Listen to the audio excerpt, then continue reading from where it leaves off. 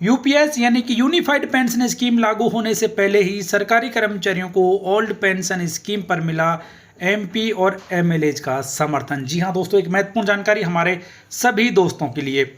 जैसे कि केंद्र सरकार ये ऐलान कर चुकी है कि अप्रैल 2025 से केंद्रीय कर्मचारियों के लिए एनपीएस के तहत यूनिफाइड पेंशन स्कीम को लागू किया जाएगा। तो इसी से पहले संसद के बजट सत्र के दौरान भी कई बार इसके बारे में चर्चा की गई और कई एमएलए और एमपीज के द्वारा प्रधानमंत्री श्री नरेंद्र मोदी जी को पत्र लिखकर सरकारी कर्मचारियों के लिए ओल्ड पेंशन स्कीम को फिर से लागू करने की मांग की गई। तो इस वीडियो में हम आपको उन सभी पत्रों के बारे में जानकारी देने वाले हैं जो कि एमपीज के द्वारा, सांसदों के द्वारा माननीय प्रधानमंत्री जी को लिखे गए हैं।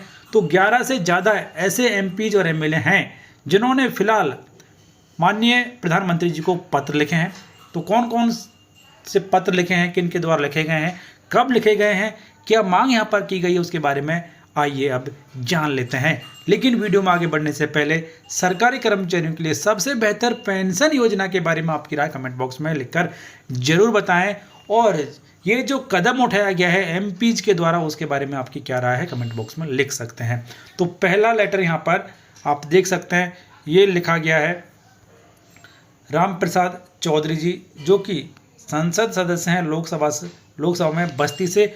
इन्होंने 26 फरवरी 2025 को माननीय प्रधानमंत्री नरेंद्र मोदी जी को पत्र लिखा है और पत्र लिखकर इन्होंने मांग की है कि शिक्षकों कर्मचारियों की पुरानी पेंशन व्यवस्था को फिर से बहाल किया जाए। इन्होंने ये रिक्वेस्ट की है कि एनएमओपीएस के बैनर तले देश भर में शिक्षक कर्मचारी पुरानी पेंशन बहाली की मांग लगातार कर रहे हैं।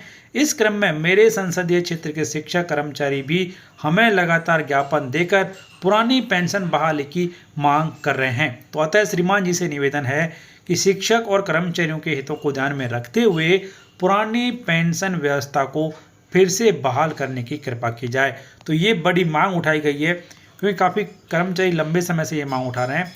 उसके बाद में दूसरा लेटर यहाँ पर कृष्णा देवी शिवशंकर पटेल जी, जो कि लोकसभा में सांसद हैं, लोकसभा बांदा चित्रकूट से।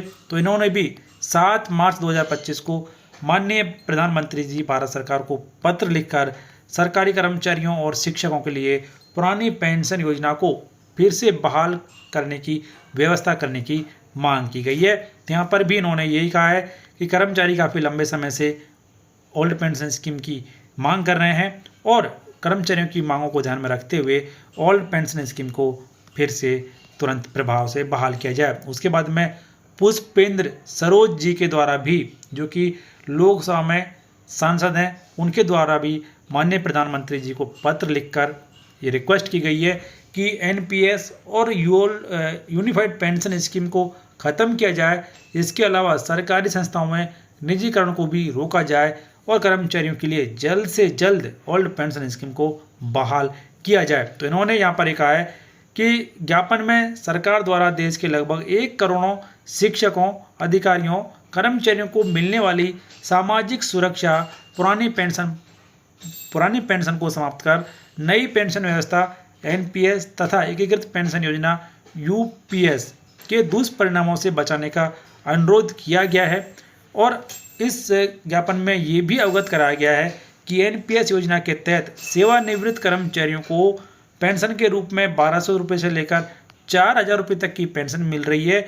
इतनी कम धनराशि मिलने के कारण उन्हें जीवन यापन करने में काफ़ी कठिनाइयों का सामना करना पड़ रहा है। इसके अतिरिक्त उनके वेतन से की गई कटौती का भुगतान भी कर्मचारियों को नहीं मिल रहा है, जिससे उन्हें सेवानिवृत्ति के बाद सामाजिक सुरक्षा भी नहीं मिल रही है। संगठन द्वारा मांग की गई है कि कर्मचारियों के लिए पुरानी पेंशन योजना को फिर से बहाल किया जाए, एनपीएस और यूपीएस को समाप्त कर पहले की भांति पुरानी पेंशन व्यवस्था को फिर से बहाल करने की मांग की जाए। तो ये भी काफ़ी अच्छा कदम यहाँ पर उठाया गया है। दोस्तों, इसके अलावा आपको बता दें कि जनवरी 2025 का अखिल भारतीय उपभोक्ता मूल्य सूचकांक जारी कर दिया गया है। उसके संबंध में वीडियो डाला हुआ है, उसे भी आप देख सकते हैं। उसके बाद में ये 12 मार्च 2025 को ही नीरज मौर्य जी, जो कि अम्बाला बरेली से लोकसभा में सांसद हैं, उनके द्वारा भी माननीय प्रधानमंत्री जी को पत्र लिखा गया है पुरानी पेंशन व्यवस्था को फिर से बहाल किए जाने को लेकर।